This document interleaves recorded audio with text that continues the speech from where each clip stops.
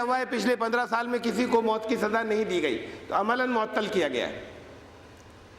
یہ جو 58 ممالک ہیں ان میں ہمارا ملک بھی ہے، ہندوستان۔ لیکن ایک بات یہ بھی ہے اہم کہ دنیا کی جو بڑی آبادی ہے وہ ان ممالک میں رہتی ہے جنہوں نے ابھی سزائے موت کو منسوخ نہیں کیا ہے، جیسے چین، ہندوستان، پاکستان، بنگلہ دیش، ایران، خود امریکہ۔ یورپ کا ہر ملک سزائے موت کو منسوخ کر چکا، امریکہ نے نہیں کیا ہے اور نہ ابھی کرنے کے لیے تیار ہے۔ انڈونیشیا۔ تو دنیا کی آبادی کا ایک بڑا حصہ، زیادہ بڑا حصہ ان ممالک میں رہتا ہے جہاں سزائے موت کو ابھی ختم نہیں کیا گیا۔ موت کی سزا مختلف وجوہات سے جو دی جاتی ہے وہ بھی مطابقت رکھتی ہے قرآن کے قوانین سے، اس لیے کہ قرآن کریم نے 2 وجوہات سے سزائے موت رکھی ہے۔ ایک تو یہ کہ کسی نے کسی کو قتل کیا ہو، قتل عمد، اور دوسرے اس نے زمین میں فساد پھیلایا ہو، توازن معاشرے کا بگاڑا ہو، وہ اس کا موجب بن رہا ہو کہ وہاں امن و امان وہاں کا درہم برہم ہو جائے۔ تو اب وہ دوسرے ملک کے جاسوس ہوتے ہیں، ان کو بھی وہ اسی شق میں رکھتے ہیں، اصلاً ان کے نزدیک یہی ہے کہ یہ فساد پھیلا رہے تھے، یا واقعی کوئی کسی انداز میں کوئی فسادی ہوتا ہے۔ تو سزائے موت جو دی جاتی ہے مختلف مجرموں کو، عام طور سے وہ جن جرائم کی وجہ سے دی جاتی ہے ان کو انہی دونوں عنوانات کے تحت لایا جا سکتا ہے، قتل یا زمین میں فساد، جو قرآن نے رکھے ہیں۔ بہرحال یہ دنیا کو سمجھانے کی بات ہے۔ ہمارے یہاں ہندوستان کی شکل یہ ہے صورتحال کہ یہاں پر اب یہ 1993 میں طے کیا گیا تھا، یہ اس سے پہلے نہیں تھا، یعنی بتدریج بات جا ادھر ہی رہی ہے کہ سزائے موت کو ختم کر دیا جائے، منسوخ کر دیا جائے۔ 1993 میں سپریم کورٹ نے یہ قانون بنایا، یہ ترمیم کی کہ سزائے موت جو دی جائے گی، الفاظ اس کے لیے استعمال کیے، rarest of the rare cases میں ہوگی وہ، یعنی بہت ہی شاذ ایسے معاملے کے اندر ہوگی کہ جس کی مثال بس اتفاق سے ہی کبھی مل سکتی ہو، اتنا بہیمانہ، اتنا غیر انسانی، اتنا بے رحمانہ کسی کے ہاتھ سے قتل ہوا ہو کہ جس کی مثال ڈھونڈے سے بھی نہ ملے، بڑی مشکل سے ملے، تب سزائے موت دی جائے گی، ورنہ کسی کے ہاتھ سے قتل ہو جائے تو سزائے موت نہیں دی جائے گی۔ اس لیے جس جج کو اپنے فیصلے میں یہ لکھنا ہوتا ہے کہ ہم نے موت کی سزا دی، وہ کسی نہ کسی سے کہیں نہ کہیں سے اپنے گھما پھرا کر اس کیس کے وہ کیس سے متعلق جو چیزیں ہوتی ہیں وہ گھما پھرا کے اس انداز میں اسے پیش کرتے ہیں کہ یہ کیس تو rarest of the rare cases میں سے ہے، یعنی ایک ایسا کیس ہے جس کی نظیر نہیں ملتی، یہ بڑا اتفاقیہ ایسا کیس ہے کہ اس جیسی مثال لانا مشکل ہے، یہ اس لیے اس کو سزائے موت دی جا رہی ہے۔ تو یہاں اتنی ترمیم کر دی گئی ہے کہ قتل یا قتل عمد اس کیس میں نہیں ہوگی سزائے موت، بلکہ rarest of the rare case میں ہوگی کہ اتنا بے رحمانہ قتل ہو کہ جس کی مثال بہت مشکل سے ڈھونڈے سے کہیں ملے، تب دی جائے گی سزائے موت، ورنہ نہیں ہوگی۔ یہ تقریباً ختم کرنے ہی کے برابر ہے۔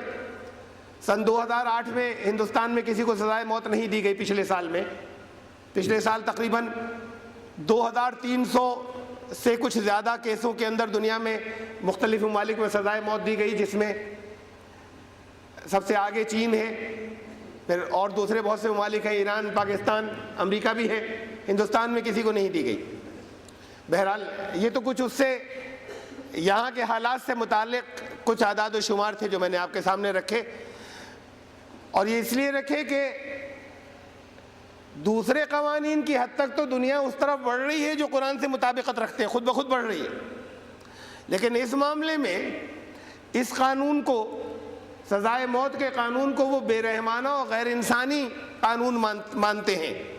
انسانی حقوق کی جو تنظیمیں ہیں وہ اس پر بہت شور مچاتی ہیں، اور دنیا کی بڑے ممالک کی بڑی تعداد اس موت کے قانون کو ختم کر چکی۔ حالانکہ ہوتا یہ ہے کہ کہیں پر اگر کسی کے یہاں کوئی قتل ہو جائے تو ان کے ورثاء سے پوچھیں، ان کے گھر والوں سے پوچھیں، ان کے اعزاء سے پوچھیں کہ ان کو سزائے موت دی جانی اس وقت مناسب ہے یا نہیں ہے۔ جو اطمینان سے اپنے گھروں کے اندر بیٹھے فیصلے وہ کیا کرتے ہیں، جن کے اوپر ان کی زد پڑی، جن کے کیریئر اور مستقبل اور زندگیاں تباہ ہو گئیں، اصل میں تو ان سے پوچھا جائے کہ سزائے موت کا بتائیے مستحق تھا یا نہیں تھا۔ یا بعض حالات میں بعض کیس ایسے آتے ہیں کہ ہمارے بہت بڑے بڑے مشہور لیڈر، وہ ان کے بیانات، وہ جس کے اندر سزائے موت نہیں ہے، جن جرائم کے نتیجے میں ان کے بیانات آ جاتے ہیں کہ اس کیس میں تو ان کو موت کی سزا دی جانی چاہیے۔ اس کا مطلب یہ ہوا کہ انسانی وجدان اندر سے کہتا ہے یہ کہ ایسے بھیانک جرائم ایسے بھیانک ہوا کرتے ہیں کہ بعض وہ لوگ جو ان جرائم کے مرتکب ہوں ان کو اس زمین پر سے ہٹا دینا چاہیے، ان کو رہنے کا حق نہیں رہا۔ یہ وجدان کہتا ہے اور یہ زبانوں سے نکلتا ہے، لیکن وہ لوگ یہ ساری باتیں وہ کیا کرتے ہیں اور انہی کی چل رہی ہے، اور انہی کے ذریعے قوانین بنائے جا رہے ہیں اور نافذ کیے جا رہے ہیں کہ جو بڑی سیکیورٹی اور بڑی حفاظت کے ساتھ میں اپنے اپنے گھروں میں اور اپنے اپنے معاشرے میں رہ رہے ہیں اور ان کے اوپر کوئی ہاتھ اٹھانے والا نہیں ہے۔ اس طرح کی چیزیں کبھی ان کے اپنے گھروں میں ہو تب ان سے معلوم کیا جائے کہ بتائیے آپ کا دل اب کیا کہتا ہے۔ قرآن کریم نے اب یہ بات ان کو بہرحال مختلف انداز میں دلیلوں سے بتانے اور سمجھانے کی، لیکن قرآن کا قانون جو ہے وہ یہ ہے جو قرآن نے بیان کیا کہ اے ایمان لانے والو، تمہارے اوپر لکھ دیا گیا، تمہارے اوپر فرض کر دیا گیا قصاص قتل کے معاملے میں۔ قصاص لفظ جو ہے قاف صاد اور صاد یہ جو اس کا مادہ ہے، اس میں اس کے مادے کے اندر جو معنی ہیں وہ آتے ہیں پیچھا کرنے کے۔ جیسے قصہ ہے، قصص کہ جو کچھ پہلے گزر چکا اس کا تعاقب کرنا، واقعات کا۔ تو قصاص لفظ قصص سے بنا ہے اور اس کے اصل معنی ہے تعاقب کرنا اور پیچھا کرنا۔ اور عقاصہ یقص اور اس کے اسی مادے کے دوسرے الفاظ ہیں عربی میں جس کے معنی ہے کسی چیز کو اس کے انجام تک پہنچا دینا، کسی معاملے کو اس کے آخر انجام تک پہنچا دینا۔ تو قصاص میں ان دونوں معنوں کی جھلک ہے موجود جو قصاص کا قانون اسلام نے رکھا کہ یعنی اصل اس کا جو مراد ہے اور معنی ہے اس پورے قصاص کے اندر جو چیزیں آتی ہیں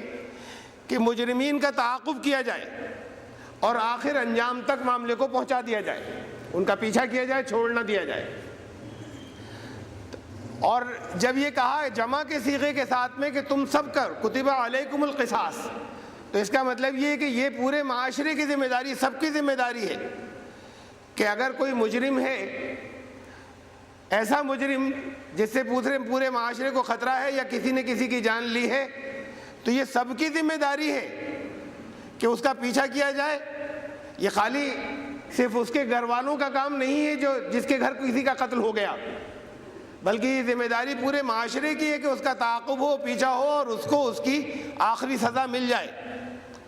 انجام تک اس مسئلے کو پہنچا دیا جائے۔ تو اے ایمان لانے والو، تمہارے اوپر قصاص فرض کیا گیا۔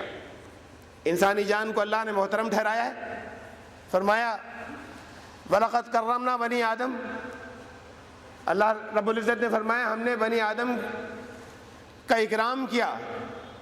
اس کو قابل عزت ٹھہرایا۔ اور اس کے بارے میں یہ کہا اسی آیت کے اندر، سورہ بنی اسرائیل کی ہے یہ آیت، جو میں نے آیت کا ایک جز جو میں نے ابھی پڑھا، اس کے بارے میں یہ بھی فرمایا کہ وَفَضَّلْنَاهُ عَلَىٰ كَثِيرٍ مِّمَّنْ خَلَقْنَا تَفْضِيلًا، اور ہم نے بنی آدم کو اپنی بیشتر مخلوقات پر فضیلت بخشی۔ اب یہ خالی صرف ایک ضمنی طور پر ایک بات آ گئی تو میں عرض کیے دے رہا ہوں، کثیرم ممن خلقنا تفضیلا، اپنی بیشتر مخلوقات پر، کثیر تعداد، ہم نے جن کو تخلیق کیا، کثیرم ممن خلقنا، ہم نے جنہیں تخلیق کیا ان کی اکثریت پر ہم نے بنی نوع انسان کو فضیلت بخشی۔ ضمناً یہ بات میں عرض کیے دے رہا ہوں، یہاں پر اس جو آیات زیر مطالعہ تھی یہ اس کی تشریح میں تو نہیں آ رہی کہ انسان اشرف المخلوقات نہیں ہے، قرآن کہہ رہا ہے بہت وضاحت کے ساتھ میں۔ یہ لفظ ہمارے یہاں بہت عام ہو گیا، ہندوؤں سے سن کر سروشریشٹھ یونی، یہ سروشریشٹھ یونی کے الفاظ سن کر یہ اشرف المخلوقات ہمارے یہاں آ گیا۔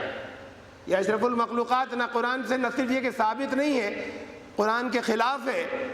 قرآن کی محکم آیت کے خلاف ہے، کوئی استخراج نہیں کر رہا میں، یہ محکم بات ہے، واضح کہ، اور یہ کوئی کسی حدیث میں یہ لفظ نہیں آیا، تو یہ خود ساختہ ہے جو چل پڑا ہمارے یہاں۔ استخراج ہے بہت سی چیزوں سے، بعض جگہوں سے، لیکن کوئی اگر محکم واضح طور پر قرآن کسی جگہ کوئی بات کہے تو کوئی استخراجی حکم اس کے سامنے ہم نہیں رکھ سکتے اور اسے نہیں مان سکتے۔ بنی نوع انسان میں وہ افراد ہو سکتے ہیں اور ہوئے کہ جو دنیا کی ساری مخلوقات سے افضل ہوں، لیکن بحیثیت مجموعی دنیا کے سارے افراد بنی نوع آدم نسل انسانی اشرف المخلوقات ہے، قرآن کہتا ہے ایسا نہیں۔